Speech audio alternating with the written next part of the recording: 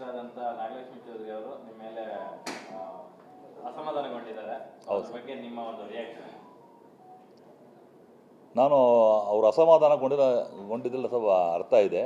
ಯಾಕಂದರೆ ನಮಗೆ ಅವರು ಭಾಳ ಹಿಂದೆ 26/9 ನಮ್ಮ ವಾಣಿಜ್ಯ ಮಂಡಳಿಗೆ ಇಲ್ಲಿ ಬಂದು ಒಂದು ಸಭೆ ಕರೆದು ಚರ್ಚೆ ಮಾಡಿ ಪಾಸ್ಟ್ ಕಮಿಟಿ ಮಾಡಬೇಕು ಅಂತ ಹೇಳಿದರು. ಆವಾಗ ನಮ್ಮಲ್ಲೇ ಸ್ವಲ್ಪ ಮಾತುಕತೆ ನಡೆದು ಅದ್ರ ಬಗ್ಗೆ ನಾವೇ ಚರ್ಚೆ ಮಾಡಿ ಡಿಸೈಡ್ ಮಾಡ್ತೀವಿ ಅಂತ ಹೇಳಿದ್ವಿ. ನಮ್ಮ ಇದುವರೆಗೂ ನಮ್ಮ ಚಿತ್ರರಂಗದಲ್ಲಿ ಇಲ್ಲಿವರೆಗೂ ಆಗಿರೋಂಥ ಸಮಸ್ಯೆಗಳನ್ನು ನಾವೇ ಸಾಲ್ವ್ ಮಾಡ್ಕೊಂಡು ಬರ್ತಾಯಿದ್ವಿ. ಆದರೆ ಈ ವಿಚಾರ ಬಂದಾಗ ಕಾನ್ಸ್ಟಿಟ್ಯೂಷನ್ನಾಗಿ ಸುಪ್ರೀಂ ಕೋರ್ಟ್ ಒಂದು ಆದೇಶ ಮಾಡಿದೆ. ಅದ್ರ ಬಗ್ಗೆ ನಮ್ಗೆ ಮಾಹಿತಿ ಇರಲಿಲ್ಲ. ಇಲ್ಲಿವರೆಗೂ ಬಂದಿದ್ದಂಥ ಯಾವುದೇ ಮಹಿಳಾ ಆಯೋಗದ ಅಧ್ಯಕ್ಷರು ಕೂಡ ನಮಗೆ ಇದನ್ನು ಕಣ್ ತೋರಿಸೋ ಕೆಲಸ ಮಾಡಿಲ್ಲ. ಅದಕ್ಕೆ ಮೊದಲನೇದಾಗಿ ನಾಗಲಕ್ಷ್ಮಿ ಚೌಧರಿ ಮೇಡಮ್ನವರಿಗೆ, ನಮಗೆ ವಾಣಿಜ್ಯ ಮಂಡಳಿಗೆ ಆಗಲಿ ಇತರ ಸಂಸ್ಥೆಗಳಾಗಿ ನಮ್ಮ ಈ ಮಾಧ್ಯಮದ ಮೂಲಕ ಎಲ್ಲರಿಗೂ ಗೊತ್ತಾಗೋ ಥರ ವಿಚಾರ ಮಾಡಿಕೊಡೋದಕ್ಕೆ ಅವ್ರಿಗೆ ಧನ್ಯವಾದಗಳು. ಎರಡನೇದಾಗಿ ನಮ್ಮ ಡಿಲೇ ಆಗಿ ಸತ್ಯ.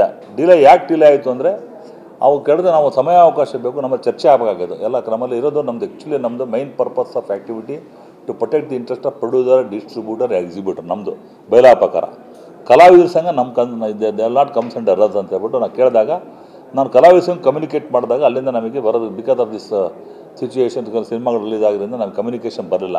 ಕಲಾವಿದ ಸಂಘದ ಬಗ್ಗೆ ಡಿಸಿಷನ್ ಬಗ್ಗೆ ನಾವು ತೊಗೊಳಕ್ಕಾಗಲ್ಲ. ಆದರೂ ಕೂಡ ನಾವು ಲೆಟ್ರ್ ಬರೆದಾಗ ಡಿಲೇ ಆಗಿರೋದ್ರಿಂದ ನಾನೇನು ಮಾಡಿದೆ, ಒಂದು 30 ದಿನ ಕಾಲಾವಕಾಶ ಕೇಳಿದಾಗ ಅವ್ರು ದೊಡ್ಡ ಮನಸ್ಸು ಮಾಡಿ ಕಾಲಾವಕಾಶ ಕೊಟ್ಟರು.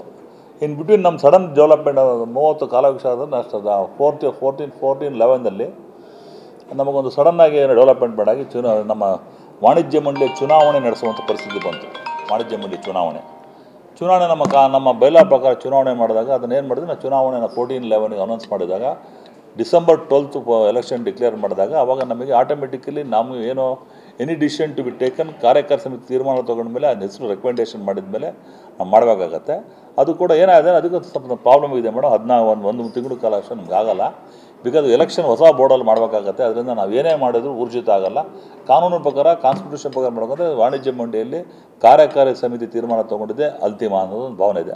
ಆದರೂ ಕೂಡ ಇನ್ ಬಿಟ್ವೀನ್ ನಾನು ಕವಿತಾ ಲಂಕೇಶ್ ಅವ್ರದ್ದು ಡಿಸ್ಕಸ್ ಮಾಡಿಸ್ಕೊಂಡು ನಾನು ಅವರಿಗೆ regarding this past committee format ಮಾಡಬೇಕಂತ ಅವ್ರ ಕೆಲವು ಐಡಿಯಾ ತೊಗೊಂಡೆ ನಾನು ಮೇಡಮ್ ಹತ್ರ. ಅದ್ರ ಬಗ್ಗೆ ರೂಪುರೇಷೆ ಏನು, ಯಾವ ಥರ ಮಾಡಬೇಕು, ಅದು ಕಮಿಟಿ ಮೆಂಬರ್ಸ್ ಯಾರ್ಯಾರು ಇರಬೇಕು ಅಂತೇಳಿ ಕೊಟ್ಟಾಗ ಅವರು ನಮಗೆ ಮಾತುಕತೆ ಆಡಿ ಅವ್ರು ತೊಗೊಂಡೆ ನಾನು.